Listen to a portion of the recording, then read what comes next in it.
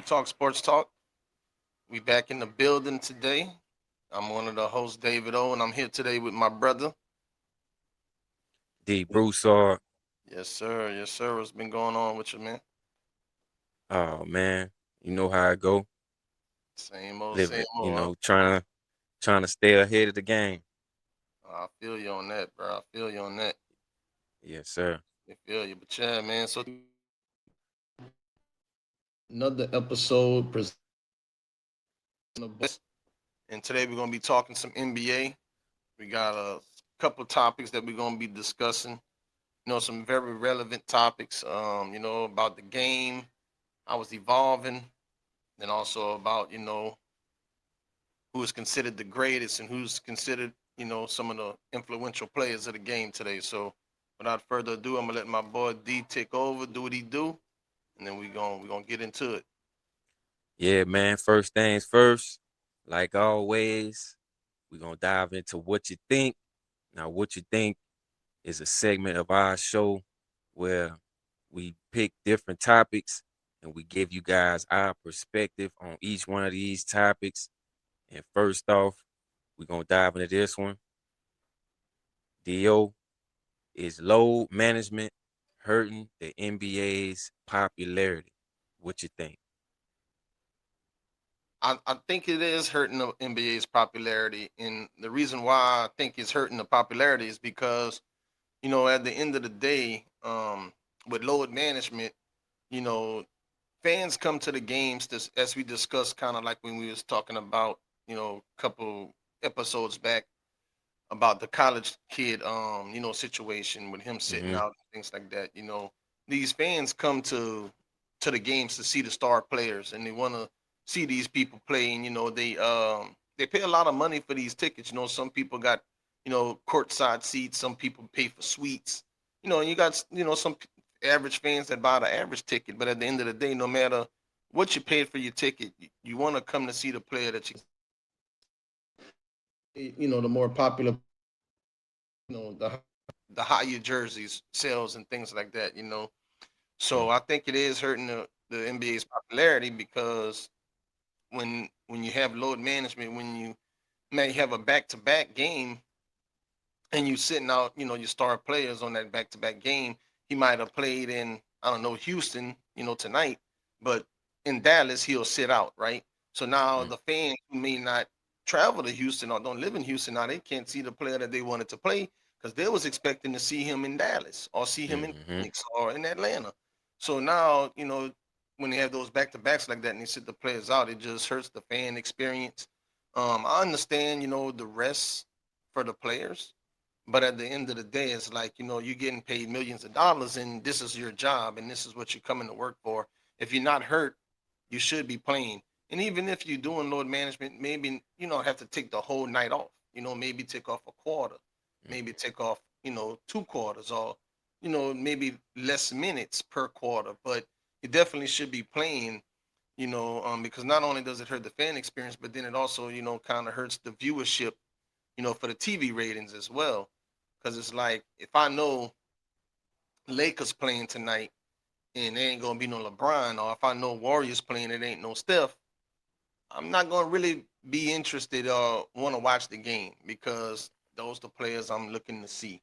Hmm. Um, and I was just looking at a stat, and it says that um, the study data shows that in the 1990s, star players missed an average of 10.6 games, but currently the stat shows that the players are missing anywhere from like 23.9 games in 2020s.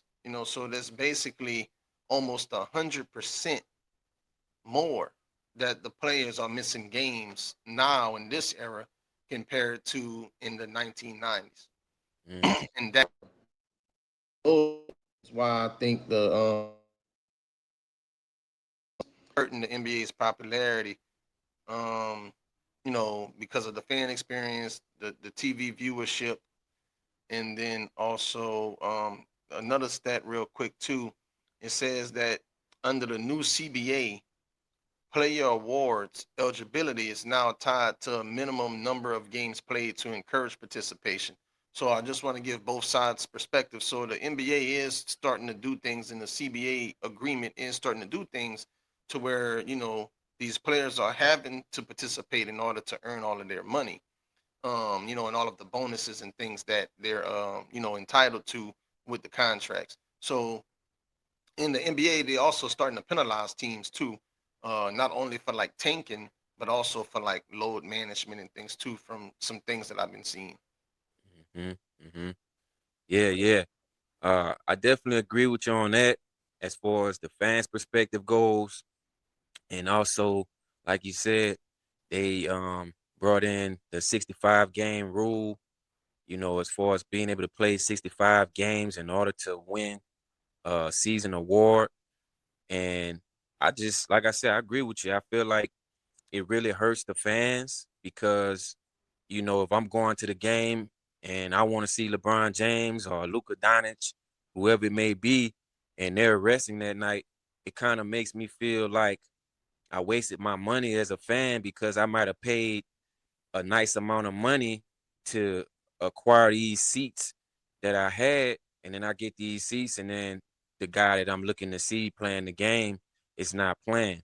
But also, I do understand that the game of basketball, as far as the NBA, has changed as far as the pace of the game. It's a lot Mhm. more faster pace, a lot more um, it's a lot more pressure on the body of the players, but also I feel like the players have to look into better conditioning because if you know that the game is going to take a lot out of you to play 81 games, then during the off season, that's your time to better condition your body. I mean, you look at a guy like LeBron James, who's 41 years old and still playing at a high level. He spent, millions of dollars investing in his body, taking care of his body, getting his body ready to be able to perform at a high level for 82 games. And as far as I can recall, I don't really recall LeBron James missing that many games since he's been in the NBA. Like, if he Mhm. missed a game, it was probably because he was really injured and he just couldn't go, no matter who they were playing. Like, even if they were Mhm. playing the sorriest team in the NBA, like LeBron James was still on the basketball court playing in that game. Now, he might not have played as many minutes as he would have against a better team, but he was still in the arena on the basketball court for that game. So it just says a lot about the conditioning of LeBron James. And also what I feel the other players need to, I guess, take notes to see like what is LeBron James doing to be able to still play at a high level at 41 years old. And, you have all these guys that's sitting out, they getting injured, things of that nature. And I get it, you want to prepare your team for the playoffs and things like that, but it's just kind of like you said earlier, it's like if I pay to go see Kevin Durant, like I want to see Kevin Durant. I Mhm. don't want to see him sitting on the bench in street clothes. You know what Yeah. I'm saying? So I just kind of, like I said, I feel the same way as you do. It's just I just feel that the conditioning has to matter as well for the players because I feel like the NBA has placed so many different programs for players to stay healthy throughout the season because they want them to be able to perform at a high level for 82 games. You have guys with personal chefs and Mhm. hyperbaric chambers and all these different things Dietitians, that they all kind of have. stuff. Yeah. Yeah, yeah. So I don't know, man. That's just how I feel. I feel like the conditioning definitely needs to be better in the NBA. I feel like it shouldn't be as many injuries when it comes to certain players and things like that because I mean the technology Mhm. and the food and all this stuff is there for you to condition yourself to last for 82 games. Yeah. Yeah. I agree with that. And like you say, I was gonna bring that up too. Like with the technology that the NBA has nowadays, and being able to get players, recovered quicker than Mhm. maybe they were able to recover back in the day. There's definitely no reason for them to, be sitting out or maybe have an extended sit out, if they're able to go. And these players got to get cleared by the team doctors in order to play. So even if the coaches and the ownership may want the player to play, they can't they can't play unless the team doctor clears them. Because that's how Tatum was able to come back. Mm-hmm. They cleared him to come back. But just recently, Austin Reeves and Luca went out, right before the playoffs. And that's gonna hurt the Lakers because it's like they were starting to, build momentum. And Mm-hmm. then, right before playoffs start, you got two key players to that team that's gonna miss, up to 6 weeks and possibly even more. So that's at least the first round. So now the Lakers is kind of go back to LeBron, how you were saying with his physical conditioning and training. So now the Lakers, they having to kind of, bet on LeBron to be LeBron and bring the greatness that he has Mm-hmm. to in order to even just to make it past the first round. So I think, if you're gonna do load management, then I think it shouldn't be done like earlier on in the season. Mm-hmm. It should definitely be, maybe done more towards going into playoffs to, Mm-hmm. keep those guys fresh or make them become refreshed for Mm-hmm. playoffs. Because I was listening to a radio show and it was saying that like Luca, like in one game they was up by like I don't know what game it was, but he was saying like they was up like 20, 30 points and like they just couldn't understand why JJ Redick still had Luca in the game. Like why Mm-hmm. you still playing this man and y'all up by 20, 30 points. Mm-hmm. So things like that, is how I feel that the load management should go. Just I definitely want the rest before the playoffs, but not early in the season or not mid season. Mm-hmm. Mm-hmm. You can Yeah, play. and I thought about that as well, like what you said about Jason Tatum, and the technology, for him to be able to come back from a torn Achilles. I think Jason Tatum was out for like 8 months or something like that, and he came back from a torn Achilles. Like back in the day, a torn Achilles, you might be out for like 2 years or a year at least, Yeah, whole season for a sure. whole season. So Hmm. for him to come back that fast from a torn Achilles, I feel like that definitely shows the advancement of this technology that the NBA has for guys to be able to recover from serious injuries that quickly. Yep. And I think that's his second time tearing it, huh? I think he No, had that. that's his first. That's his first. Okay, Yeah. I thought he had that injury before. Okay. Hmm. Yeah. Next up, this is a controversial one. Yeah, yeah, Is LeBron James actually the GOAT over, oh man, over Michael Jordan? They yeah. got LeBron James twice, but over Michael Jordan. Man, I wanna give him the title because I I seen more of his games than Michael Jordan games, right? Hmm. Growing up, I was kind of young. I was still into basketball, but I didn't have access to, watch Michael Jordan games and stuff like that. I used to have to go to the rec center, and when I would go to the rec center, to go play basketball with my brothers and my friends, we would all just hang out in the lobby sometime when the games was on, and it just always seemed that I always caught, like the playoff Jordan. You know what Hmm. I'm saying? And it's like, playoff Jordan, he brought it, and I remember the Utah Jazz game, man, the series when he played against Utah Jazz at Carmelo, Hmm. and dude just hit that game winning shot, and that shot just stuck with me forever. You know Hmm. what I'm saying?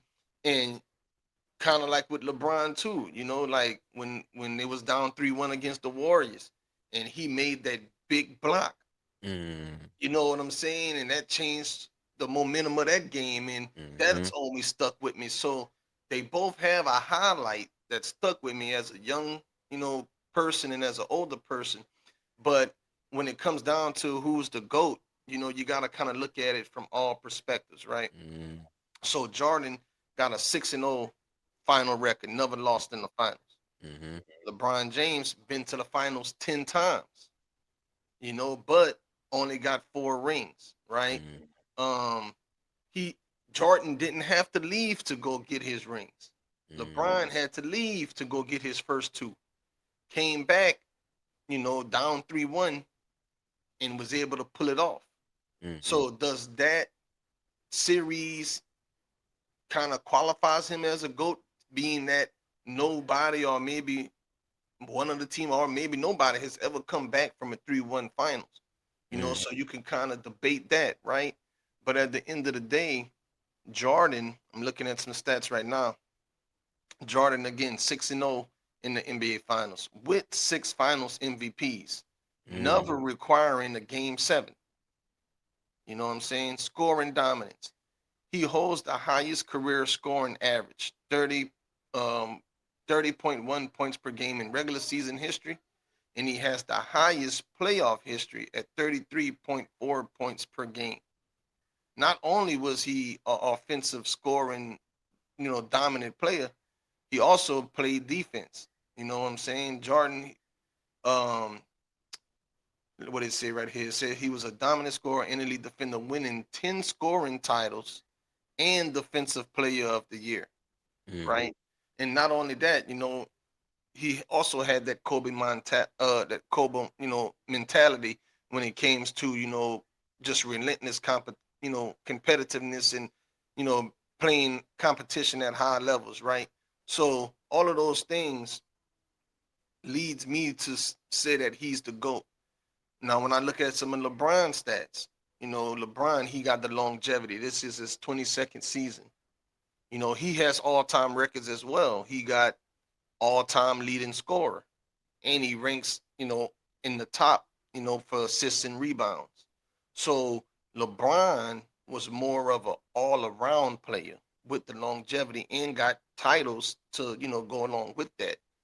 But Jordan also had the points and the, you know, defensive player of the year award and things like that. So at the end of the day, both two great players, but I would have to give it to Jordan just because not only on the court, but if you look at it off the court, his brand, mm, the Jordan brand is just, you see everybody wearing his shoes. You got everybody wearing his athletic wear. And just when you see that symbol on anything, you immediately know it's Jordan. I mm-hmm, don't really see too many kids or people walking around with LeBrons. Now they got people that wear it, but mm, you don't see it like Jordan. So I think overall, just from the popularity, the brand, the undefeated NBA scoring title, the leaving, retiring, coming back and winning 3 more.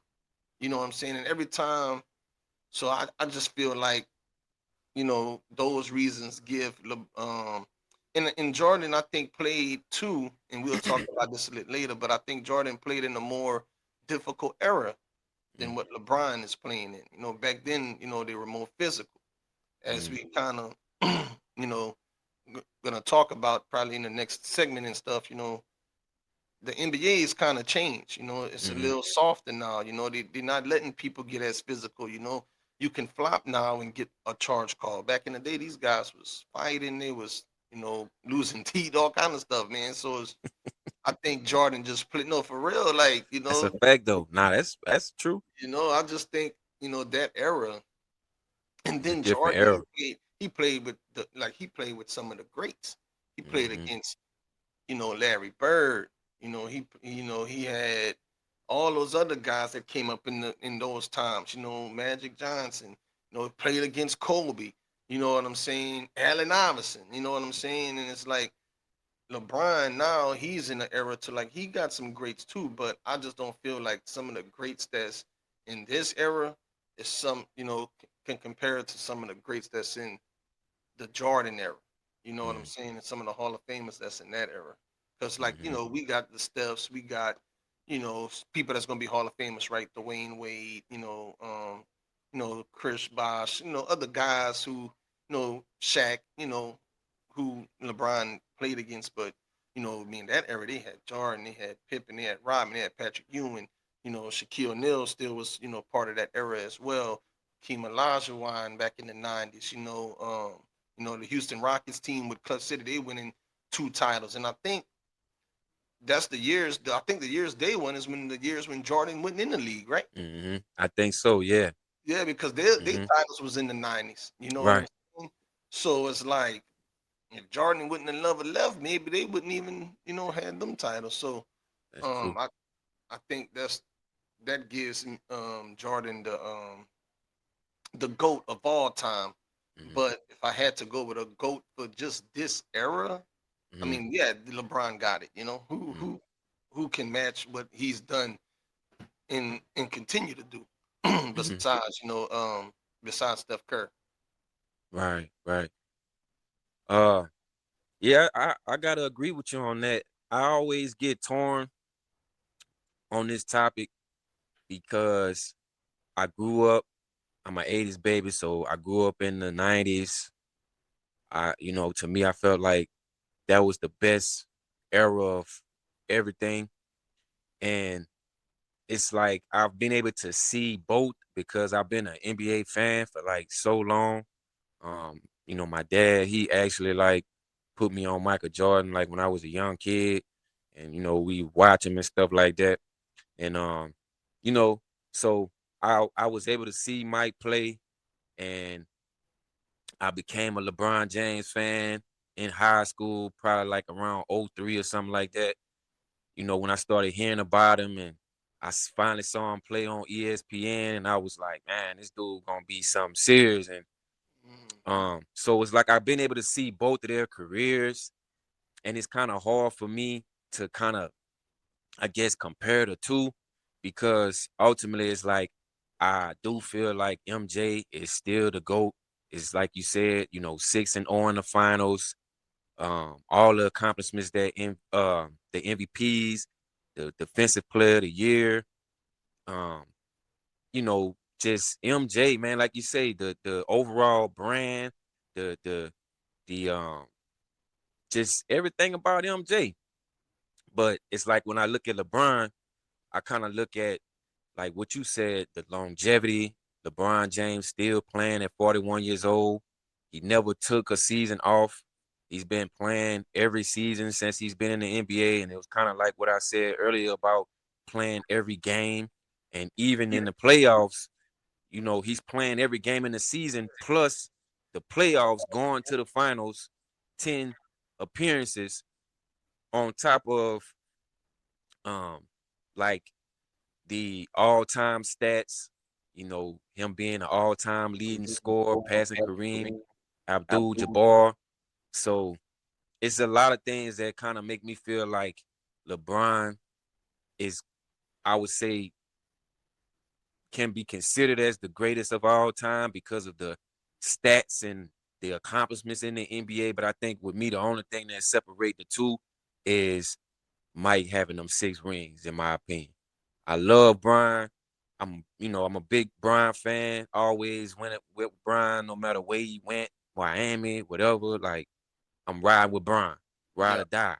Yeah. But I just feel like the only thing for me that separate the two is Mike having them 6 rings, man. Now, if Brian had 6 or 7, then I'd probably be like, man, yeah, I gotta give it to Brian. Like, Yeah. Brian the GOAT. Like, Yeah. you know. So it's kind of like what we talked about with Tom Brady in the last episode. It's like when you look at Brian, you kind of look at somebody that's been able to go to multiple franchise and win a championship. Hmm. You kind of got to put that in there too. It's like, you can say, well, you know, Mike ain't leave, which he didn't.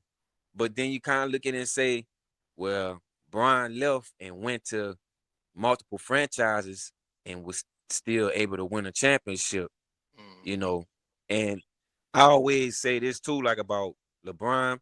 It's like LeBron never actually had a real coach.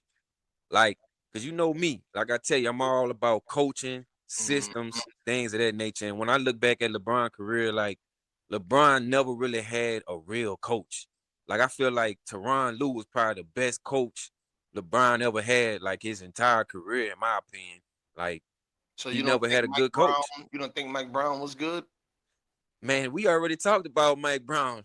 You say Mike Brown get fired everywhere he goes. So you answer your own question. Like Mike Brown, I mean, I feel like Mike Brown a good coach, but I just feel like Brian didn't have a Phil Jackson like Kobe and Mike did.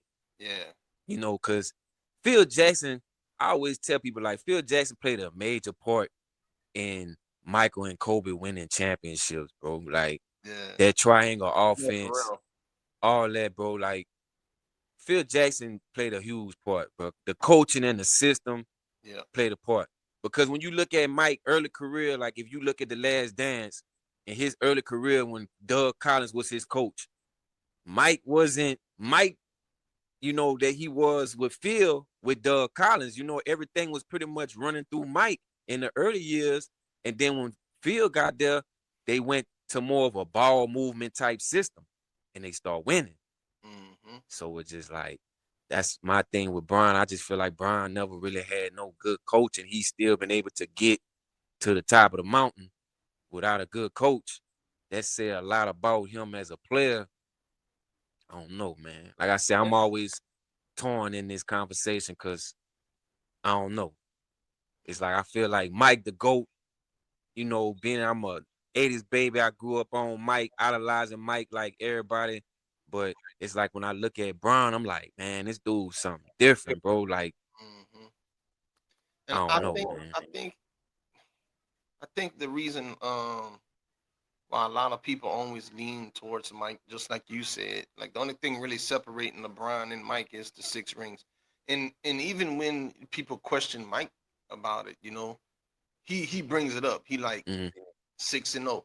You know what I'm Mm-hmm. saying? Like he crushed him with that one line, six Right. and 0. 6-0.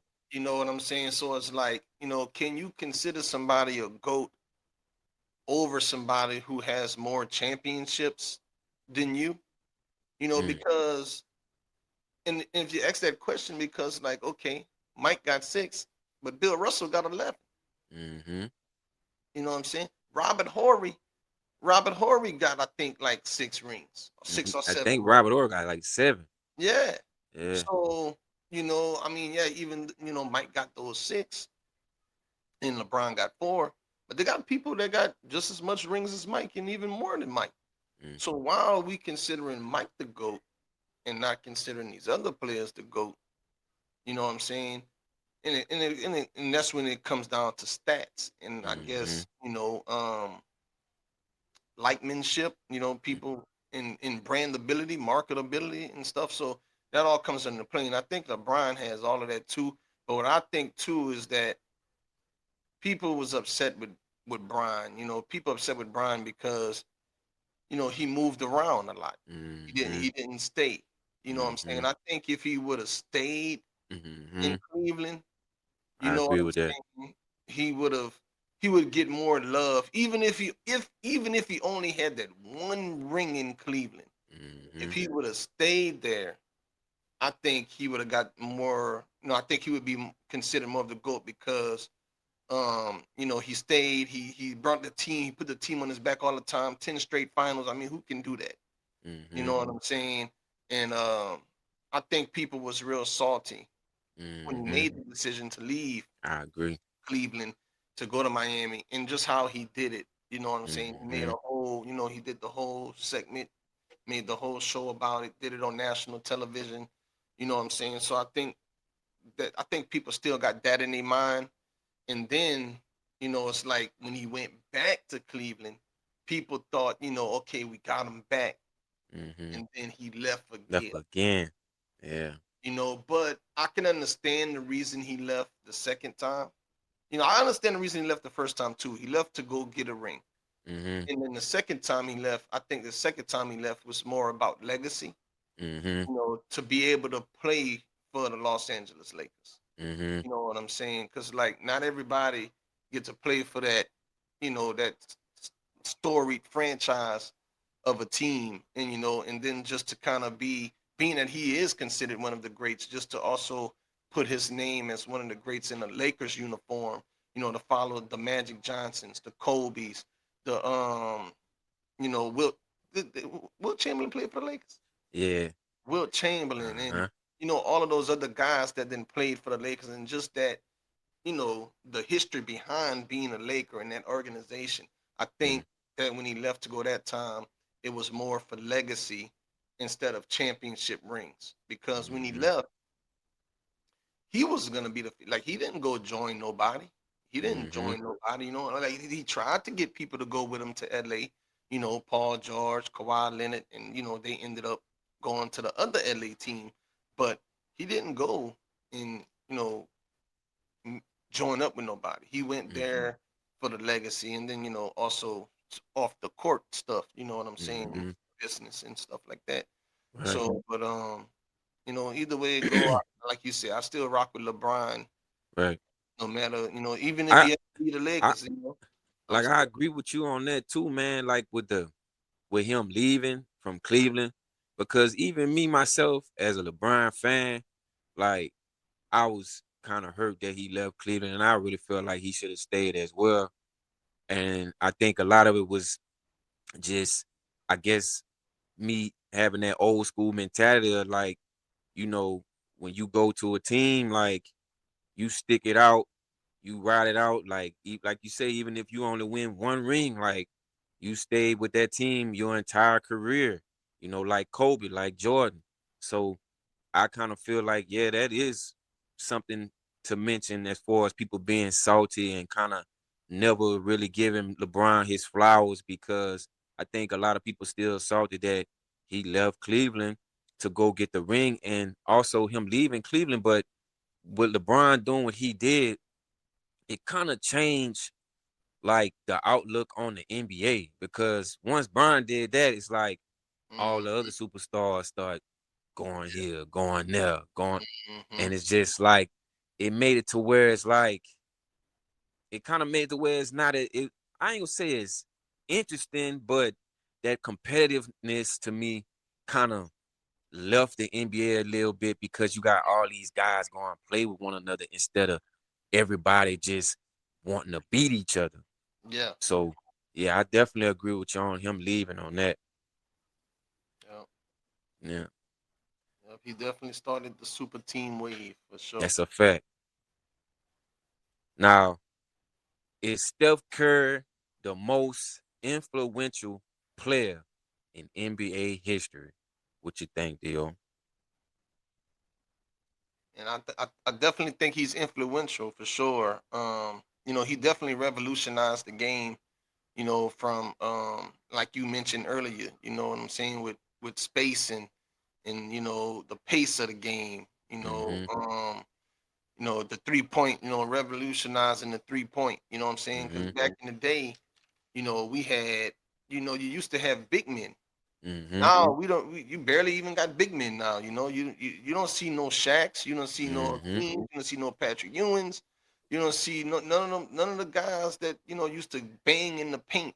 It's like everybody nowadays want to shoot that three. You know what I'm saying? And you gotta give Steph his flowers when it comes to that, because he the one who Ray Allen and Reggie Miller. If you want Mm-hmm. to give it to some of the older guys before Steph, but Steph took it to another level. Not only did he go, revolutionize the 3 point game, he took it beyond the 3 point line.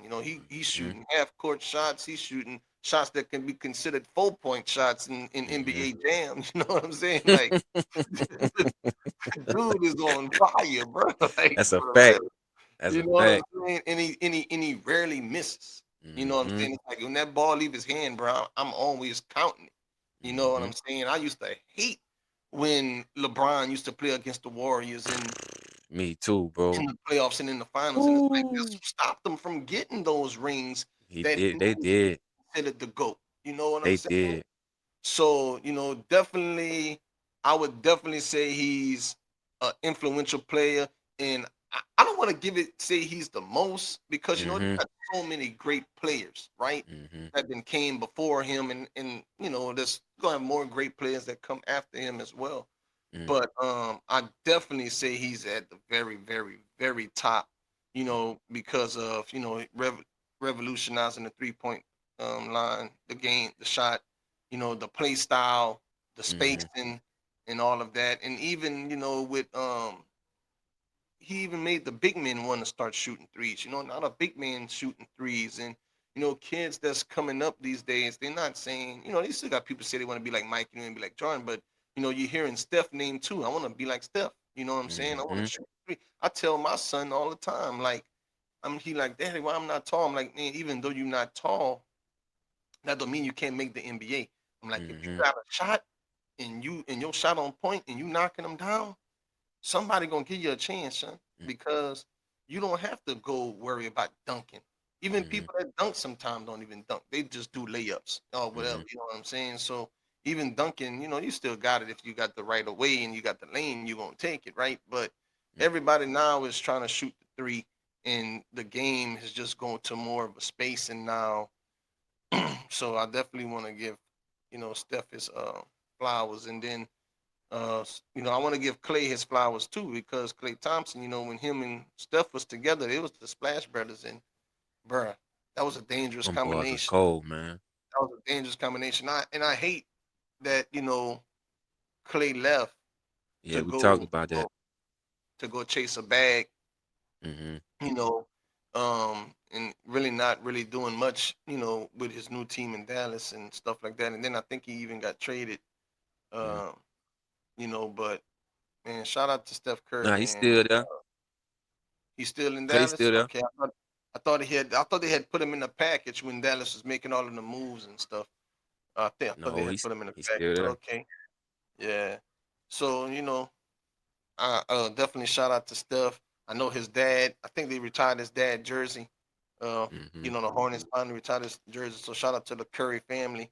And you know, I know Steph. There's rumors that you know, he might be trying to team up with LeBron or Kawhi Leonard come Mm-hmm. this uh come this off season, come this summer. So we'll wait to see how that play out. Maybe another super team might be forming before Brian hang it up. You know what I'm saying? Because Brian can't go They forever, man, do that. I'm and be he needs honest. They another do ring. that. I'm gonna start watching the NBA.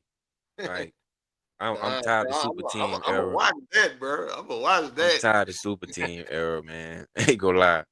Yeah, man. Um, I think I agree with you on that. I think Steph definitely. I don't feel like he the most influential. I still feel like what you said earlier. I still feel like Michael Jordan is still the most influential, just because of the branding and the global impact that Mike has and things of that nature. So I feel like Mike is still the most influential.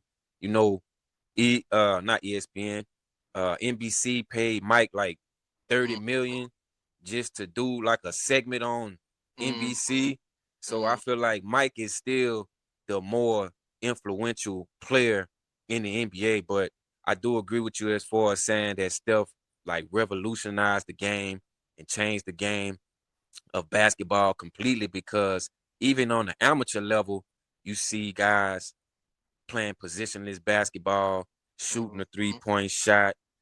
Um, like you said, you see the bigs handling the ball, shooting a 3-point shot.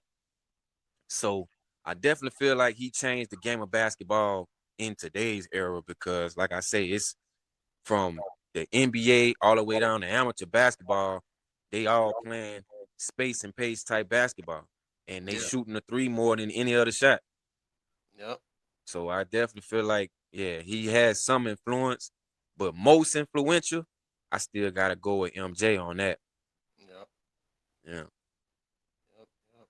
MJ, man. Yeah, man. Like you say, cause like I be telling my son sometime, like, bro, you don't gotta shoot a three, dog. I'm like, come in a little bit. I'm like, the Hmm. closer you to the goal, Shoot that jumper. the Yeah. easier it is to make the shot. I'm like, why you trying to shoot so far? And then he, Hmm. you know what I'm saying? But again, he got a Steph Curry poster in his room. You know what I'm Hmm. saying, hanging up. So I just go to show you the influence that Steph has on today's game. And I think the reason why, too, a lot of people, like Steph is because Steph is, I guess he's brandable as well. He's brandable as the nice guy. You Hmm. know what I'm saying? He can you don't really hear too much about, anything with stuff in the news. True. His wife be, in the news and talking stuff all the time, but Hmm. you don't really hear him, getting into a lot of stuff and stuff like that. So, I think that's why a lot of people look up to him and look at him as a role model as well because he got more of a clean slate. Mm-hmm. He ain't considered one of the bad guys and things like that because they was trying to put that on LeBron when he left to go to Miami. And he kind of embraced that role. Being a Mm-hmm. villain and stuff like that. But over time, they came back to liking him and loving him and stuff like that. So Mm. I just uh I just think that all those guys deserve their flowers, man. Right.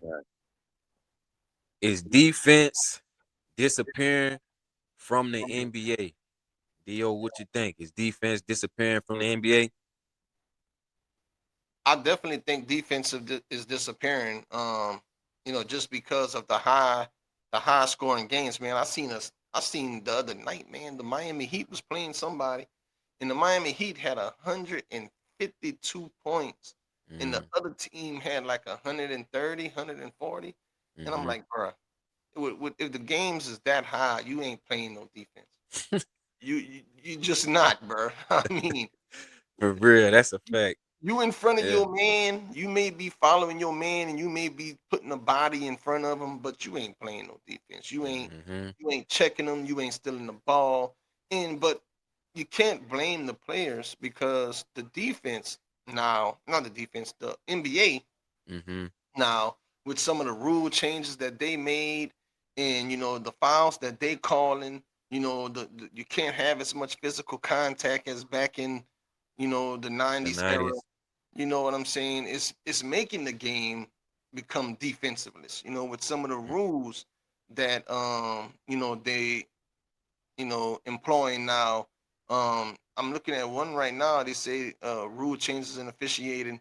Rules now prioritize freedom of movement, Mm-hmm. making it difficult for defenders to legally slow down offensive players without committing fouls.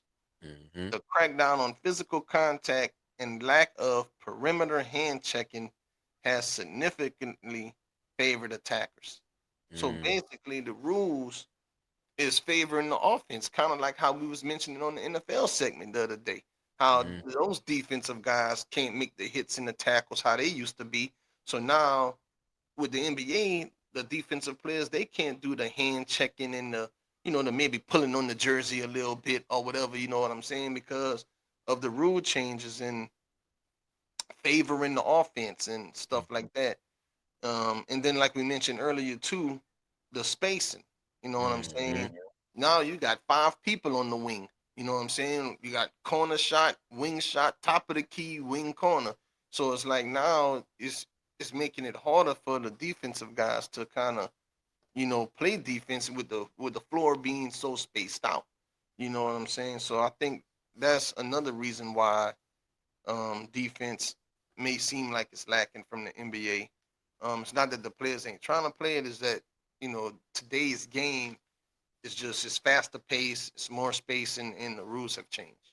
Mm-hmm. Yeah, yeah. I definitely agree with you on that. Like you said, the NBA has changed a lot. No hand checking.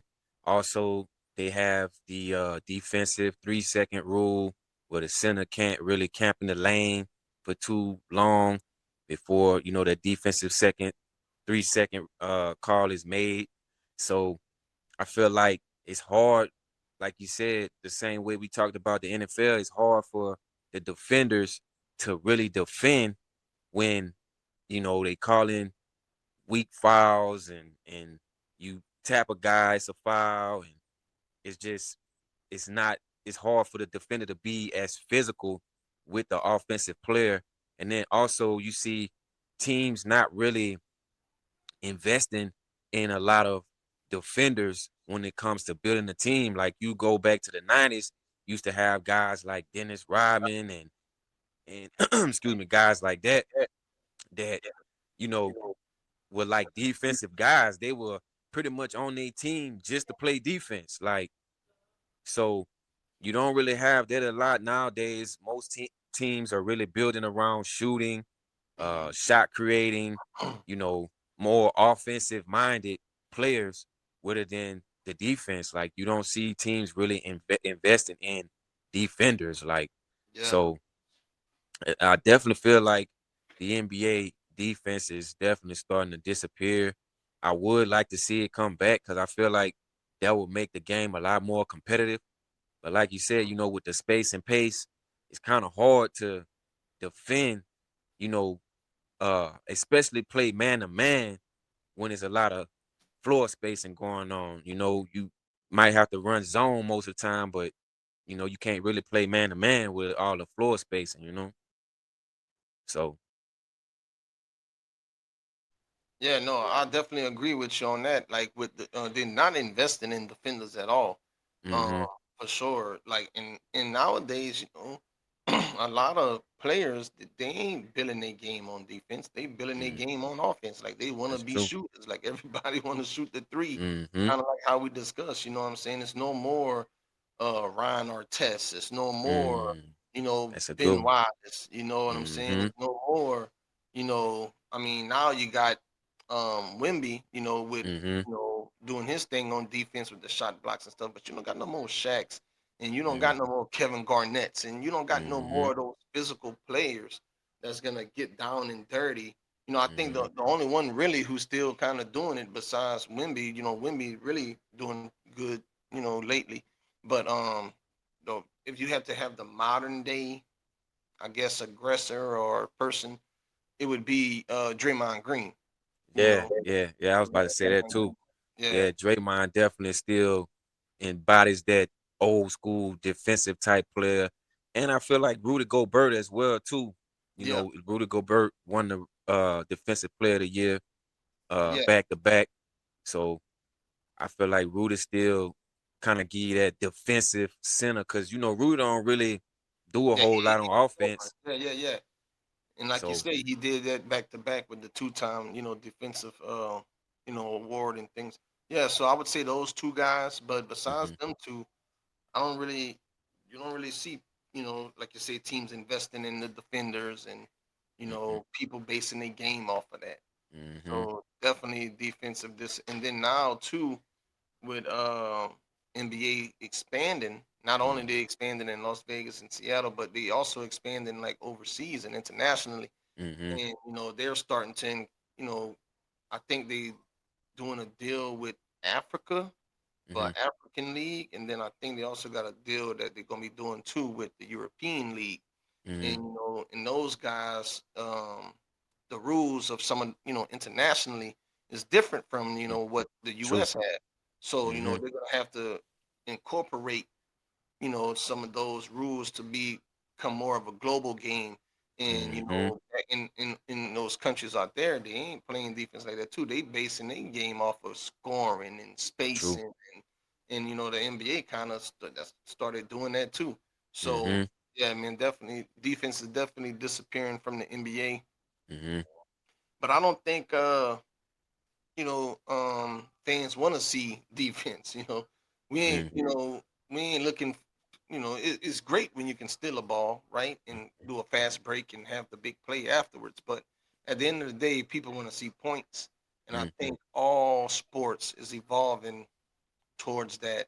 To have the higher scoring games from basketball to football, and all the games that require you to score. I think a lot hmm of more leagues and stuff is kind of going towards that with having the higher um making the rules Points more, yeah, making the rules more offensively. efficient, yeah, Yeah. for Yeah, you're right. offense You're right. more. Yeah. Yeah, I think I mean I guess like you say, I think fans want to see more offense, but then I think um it's like we talked about with the load management as well. It's kind of like fans some fans still want to see, I guess, the competitive nature of the game as well too though. But I don't know. I feel like it's mixed feelings. Some people like want to see the offense because I know last night the Pelicans scored 156 points last night, and that was like the most points scored in franchise history. Hmm. And so the numbers definitely going up, like when it comes to point scoring. So I don't know. Yeah. Speaking of the Pelicans, I seen some highlights. I think I was on Instagram and I seen that they was playing against the Rockets. Mm-hmm. And that was a nail biter towards the end, huh? You seen that? Mm-hmm. Yeah. Yeah, Yeah. yeah, them boys, Kevin Durant, you know what I'm saying? He pulled it out at the end. Uh, Yeah. Yeah. he hit them clutch free throws and stuff like that. But yeah, Zion Williamson and all them boys in the Pelican squad. So that was a good game. I didn't get to see it, but I Mm-hmm. seen the The highlights for highlights. like the last 2 minutes, or I think it was even less than 2 minutes, and it was kind of back and forth. Both Mm-hmm. was trying to close out, Mm. and the Houston Rockets was able to close it out. And they needed that game. Yeah. Both teams needed that game, but Right. Rockets ended up getting it. So shout out to the Rockets, shout out to the Pelicans. I like both those teams Yeah. from Louisiana. So Pelicans was my original team, Mm-hmm. currently in Houston. So I'm gotta rock with Houston. Always came to Houston as a child. Mm-hmm. So definitely shout out to both those teams. Yeah, that's a fact, man. Shout out to the Rockets. Shout out to the Pelicans. And man, that's it for me, Do. You got anything else? Man, that's it for me too, man. I just want to say, like and subscribe to the channel. We Mm-hmm. definitely appreciate everybody that then tuned in already.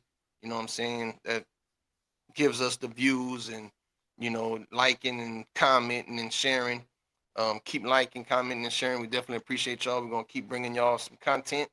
Mm-hmm. We're gonna definitely be talking about the playoffs. Playoffs coming up in a little while. Got NBA draft about to happen.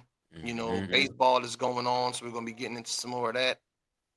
So yeah, man, we got a lot more Definitely stuff. NFL draft too. NFL Yep, draft coming up. yep. Yeah. So we're definitely gonna be getting into that. Giving y'all some more of this content, man. But y'all like and subscribe to the channel. We appreciate y'all. Talk how we talk, sports talk. Two Louisiana boys. I know how we get down. You know how my boy D get down. So Yeah. y'all definitely check us out, man. We're gonna be on all the platforms. Check out the Instagram. Check out the YouTube channel. We appreciate y'all, man. Check out our personal pages. We Mm-hmm. post everywhere. Whenever we drop Yeah. the content, we post everywhere, so y'all definitely can see it everywhere. And Yeah. and D even got it on audio for y'all, so Yeah. y'all check us out on Spotify and Mm-hmm. anywhere that D got us, man. He gonna post it, Mm-hmm. gonna link it up.